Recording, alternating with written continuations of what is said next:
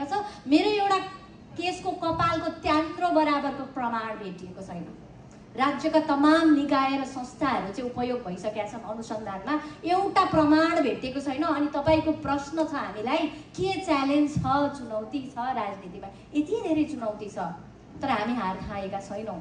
हामी लड्छौँ, यिनीहरूलाई विस्थापित गरेरै छाड्छौँ, देशमा सुशासन स्थापित गरेरै छाड्छौँ र आम नागरिकको इच्छा अपेक्षा र सपना बोकेको त्यो संविधानलाई एउटा कागजको खोस्टामा मात्र सीमित होइन कि एउटा व्यवस्थाको घोषणा पत्र जस्तोमा मात्र सीमित होइन कि वास्तवमै नागरिकहरूको आधारभूत आवश्यकता सम्बोधन गर्ने किसिमको त्यो चाहिँ एउटा नेसनल मूल कानुनको रूपमा हामी अगाडि बढाउन चाहन्छौँ भनेर म यहाँलाई भन्न चाहन्छु। चुनौती नै चुनौती छ, चुनौती नै चुनौती छ।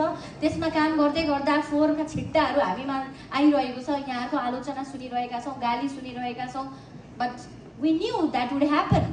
हामीले थाहा भएरै आएको हो।